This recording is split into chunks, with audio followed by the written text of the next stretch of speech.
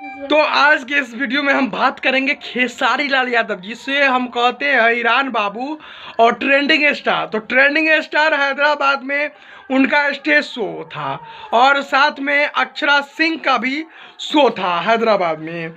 और हैदराबाद में क्या घटना घट गई स्टेज पर, मैं आपको बताने का प्रयास करता हूँ। जो खेसारी लाल का फैन है वो स्टेज पर चढ़ गए, बाउंसर उनको देख नहीं पाए और वो लड़का सीधे से जाकर खेसारी लाल यादव को सीने से लगा लिया।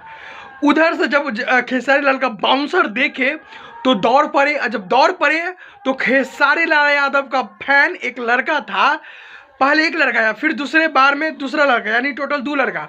तो पहले लड़का को बाउंसर ने लपक कर धर लिया और वो जो फैन था खेसारी लाल यादव का, वो खेसारी लाल का जो बॉडी था, शरीर था, वो छोड़ने का नाम ही नहीं ले रहा था और खेसारी लाल यादव को ज़बरदस्ती उसका बाउंसर उनसे छुड़ाकर नीचे उतार दिया। उसके बाद दूसरा फैन पीछे से जाकर खेसारी लाल यादव जी को लपक कर धर लिया। उसके बाद वहाँ उसके उन खेसारी लाल यादव के पास 4 बाउंसर पहुँचे, चारों बाउंसर लपक कर धरा और धकेलते ले जाया।